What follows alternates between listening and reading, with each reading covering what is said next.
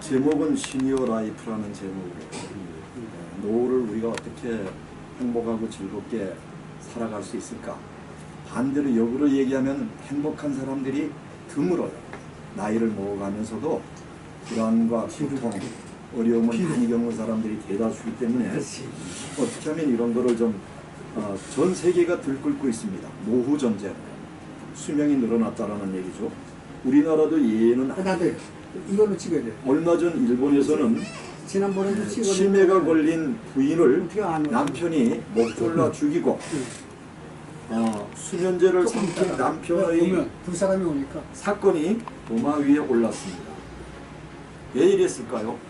자기가 없으면 사랑하는 아내가 치매가 걸렸는데 누가 돌봐줄 사람이 없다라고 판단하고 아내를 행복하기 위해서 목을 졸라서 죽인 겁니다. 우리나라도 이런 일들이 있어요. 우리나라도. 너무 빨리 늙은 대한민국. 100세 시대 정말 축복한다. 우리나라 평균 수명 연장 속도는 세계 최고의 수준에 도달하고 있습니다. 이건 확실한 데이터로 제가 했기 때문에 평균 기대 수명 82.4세, 100세 이상 인구가 17,943명, 2018년 1월 현황입니다. 노인 빈곤율이 47.7%. 한국 노인들은 첫째가 가난하고 아프고 괴롭습니다. 노인 자살률은 10만 명당 53.3명, 하루 36명이 자살하고 있다는 통계입니다. 13년째 OECD에서 1위를 한국이 지금 하고 있어요. 자살 원인은 정신적 질환, 경제적 문제가 36.2%, 신체적 질병으로 인한 자살이 21.3%입니다. 100세 시대 행복한 삶 어떻게 우리가 준비를 해야 되겠느냐. 경남에서는 차량에 불타서 95세 노모가 아들은 69세 사망을 했어요. 69세가 95세의 노모를 돌봐야 되는 시대가 온 겁니다. 근데 아들은 위암 말기고 노모는 노환으로 어려움을 겪고 있는 상황에서 이 길을 택했다는 거죠. 아들 왈 본인이 없으면 어머니 돌볼 사람이 없다. 그래서 어머니와 동반 자살을 했는데 이것도 일본에서 일어난 일과 유사한 사건입니다. 60대가 80대 부모 모시는 노노 부양 가구가 18만 가구가 있습니다. 장수 사이의 그늘 노후 파산, 90세 이상 15만 명, 80세 전후에 병이 덮쳐서 10년 동안 병원 신세를 지는 이런 8090 어르신들과 이들 자녀, 베이비 부모 이렇게 되면 의료 파산의 직격탄을 맞을 수밖에 없습니다. 시니어 라이프, 노후를 즐긴 왕은 정정이라는 이조시대의 왕이 있습니다. 평균 46세 시대에 63년을 살았으며 은퇴 후에 19년의 행복한 노후 생활을 가졌습니다. 그의 은퇴 생활로 행복하게 만들어진 3가지 예화가 있는데요.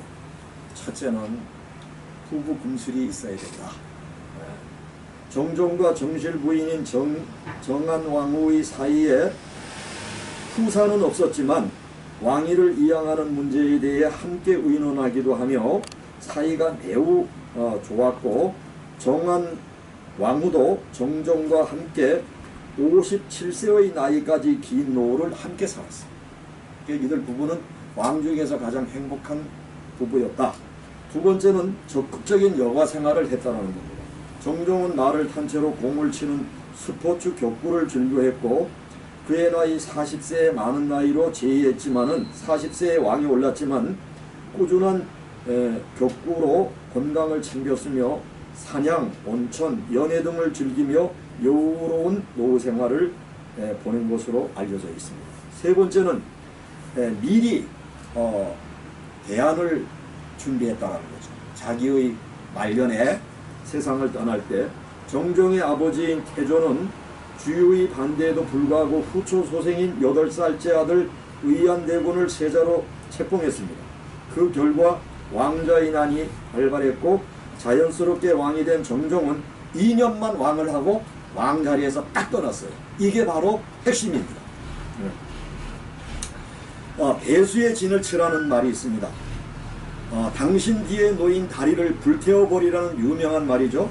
자신이 건너온 다리를 불태워 소각시켜버리라.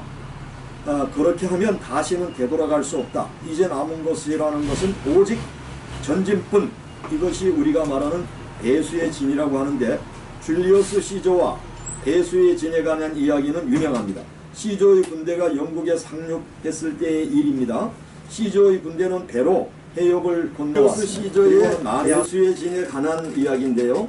영국에 상륙해서 도망을 갈 후퇴를 할 경우에 배를 정박시켜뒀어요. 참모들이. 통상적으로 그렇게 하는 거죠. 근데 어찌된 이유인지 시저는 부하에게 명령하여 아군의 배를 하나도 남김없이 불태워버리도록 명령했습니다. 병사들은 놀란 나머지 절규했습니다. 도망갈 길이 완전히 차단된 셈이므로 그들이 놀라는 것은 당연할 수밖에 없습니다. 병사들은 시저가 미친 것이 아닐까 하는 생각까지도 했습니다. 시저는 그들에게 이렇게 말했습니다. 전진하는 것 외에 자유란 우리에게 없다. 이런 각오를 할 때만 인간은 무한한 힘이 용솟음치게 마련인 것입니다. 비틀거리게 되어도 쓰러지지 마라. 기력이 쇠진하여 더 이상 한 걸음도 움직일 수 없다는 생각 따위는 하지 마라. 자신의 힘을 약하게 평가하지 마라. 아직도 무한한 힘이 나에게 있다 하는 거죠. 위기 때에 나타나는 무서운 인간의 힘. 정말 터무니없는 이야기라고 느낄지도 모릅니다만은 가령 당신이 너무 지쳐서 더 이상 한 걸음도 움직일 수 없게 된 상태라고 생각할 때 화재가 발생해서 불길이 당신을 향하여 다가오고 있다면 그래도 당신은 한 걸음도 움직일 수 없다고 자신의 몸에 불이 타는 대로 그냥 놔두겠는가? 물론 대다수의 사람들이 전력을 다해 뛰어나가며 그 상황에서 도피할 것입니다. 다시 말해 아직 전력을 다 소모한 상태가 아니라는 거죠. 병을 빨리 고치려고 서두르면 도리어 병에 덧나게 된다라는 말이 있습니다. 조급한 마음을 버리고 치료를 꾸준히 계속하면 나을 수 있다는 것입니다. 병은 우리의 생각과는 반대로 중병 환자 쪽이 낫기 쉬운 경우가 있다고 합니다. 이것은 모든 치료법에서 더 이상의 희망을 찾지 못한 채 그저 오로지 자신의 생명력에만 의존하였기 때문이라고 합니다. 모든 길이 차단되어 버린 상태, 즉 배수의 진에 의하여 자연 치유력이 발생하게 된다고 하는 것입니다. 낡은 포도차를 타고 다니는 사람을 무시하지 말라는 말이 있습니다. 그 사람은 언젠가 롤스로이스를 탈 수 있는 가능성이 있는 사람일지도 모르기 때문입니다. 물을 가득 채운 주전자는 소리를 내지 않는 법입니다. 어떤 호텔 프론트에 초라한 옷차림의 노신사가 방을 예약하러 왔습니다. 호텔 객실 담당자는 노신사의 허름한 옷차림을 힐끔거리며 그를 구석탱이에 있는 싸구려 방으로 안내했습니다. 그 노신사는 몹시 기분이 언짢아진 표정으로 자신의 이름을 밝혔습니다. 그러자 객실 담당자는 당황할 수밖에 없었습니다. 그 노신사는 바로 세계적인 체인점을 갖고 있는 그 호텔의 주인이었기 때문에 그렇습니다. 우리는 누구나 다른 사람들에게 무시당하는 것을 불쾌하게 생각합니다. 그들은 내가 피아노 앞에 앉아있는 걸 보고는 웃었습니다. 그러나 내가 연주를 하기 시작하자 그들의 눈은 놀라움으로 바뀌었습니다. 이것은 한 피아노 제작 회사의 카피로 쓰였던 말입니다. 이 광고가 나간 뒤 그들은 평소보다 몇 갑절이나 웃도는 매출을 기록했다고 말하고 있습니다. 자, 저는 개인적으로 그렇다면 이 시니어 라이프를 어떻게 우리가 만들어 갈까? 사랑이라는 마인드를 저는 생각했습니다. 사랑의 의미는 다양합니다. 서양에서는 사랑을 세 가지로 정의했습니다. 정열적인 자기 만족의 사랑을 뜻하는 에로스, 자기를 희생함으로써 사랑하는 아가페, 또 이성 간의 우애를 의미하는 필리아, 이렇게 되어 있습니다.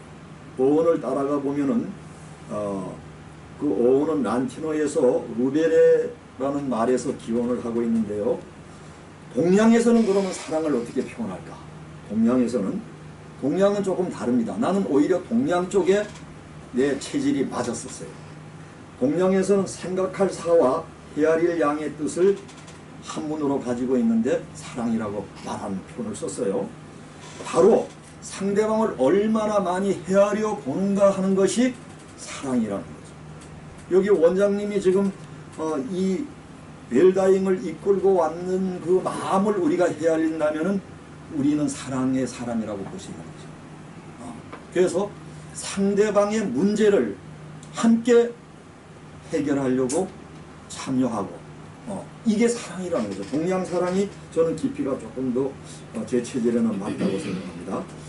고린도전서 13장 1절에서 8절에도 사랑에 대한 것을 바울 사도가 정말 최고의 문장으로 기술했는데 사랑은 오래 참고 이렇게 시작이 되죠.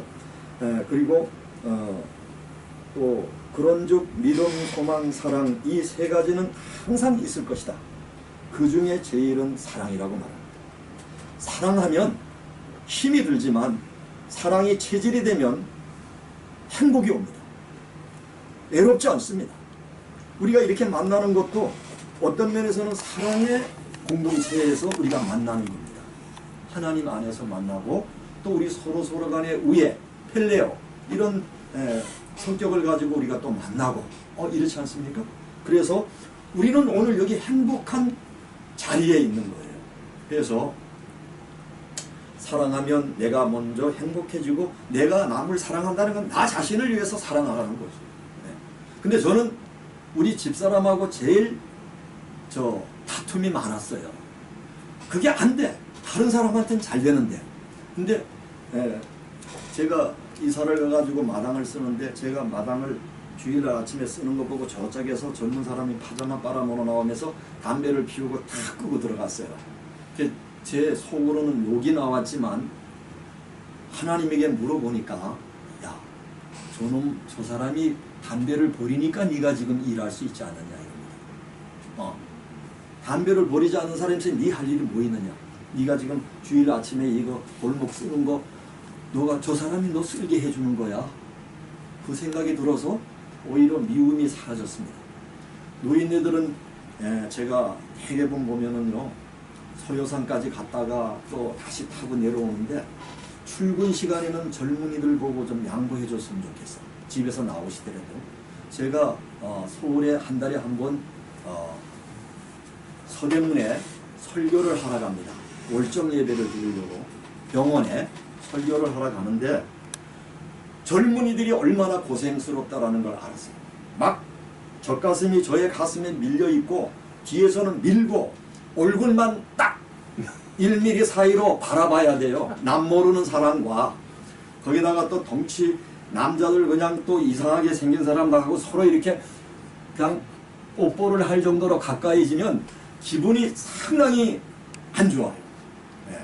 그래서 이렇게 고생을 하면서 우리의 딸들과 아들이 출퇴근 전쟁을 하고 있지 않습니까?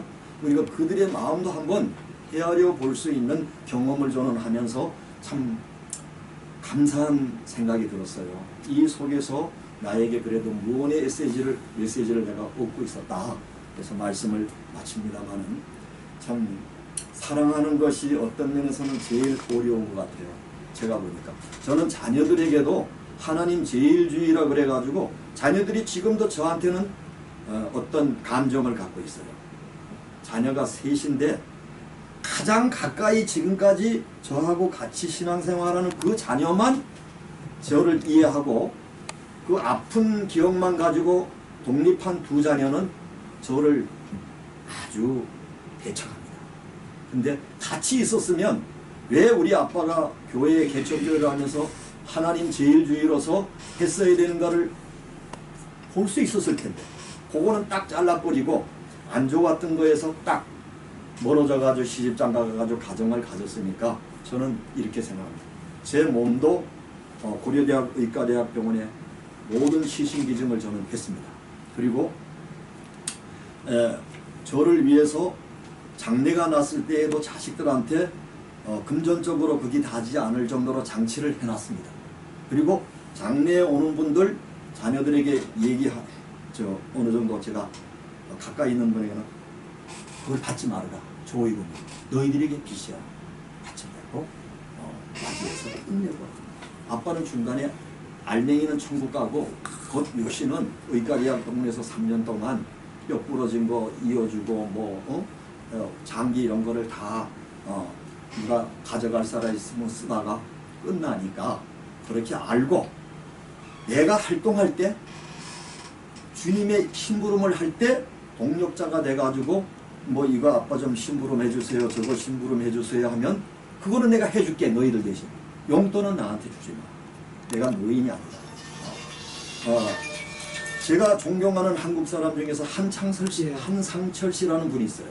이분이 92세인데도 1층 현장에서 뛰고 있습니다. 그것도 제일 어려운 보험 설계사를 하고 있어요. 그런데 그분의 희화의 고객들이 1600명인데 1600명을 다 직업이 무엇이며 식구가 몇 명이며 사는 것이 상중하 어떻게 하며 다 애우고 있고 치매가 전혀 없고 고혈압 당뇨가 전혀 없습니다. 이분은 93세인데도 젊은 사람들이 그분 앞에서 머리를 숙이면서 그 돈을 보이고 있습니다. 저는 이 땅에 우리가 살아가는 한은 무엇인가 보람 있는 일들을 하는 것이 상당히 우리가 삶에 큰 의미를 담고 있다. 바로 이거거든요. 그래서 우리는 사랑으로 관계를 맺고 일로서 우리가 하나님 나라에 이르는 데까지 무엇인가 어떤 거든 정신적인 거든 육체적인 거든 저에게 주신 달란트를 가지고 5달란트를 받았으면 5달란트를 남기고 2달란트를 받았으면 2달란트를 남기는 그런 멋진 인생을 살아가는 우리 웰다잉 모든 선배님, 원장님 또 이 부족한 사람까지 되어지는 하나의 원동력이 되어지기를 희망하면서 메시지를 마치겠습니다. 감사합니다.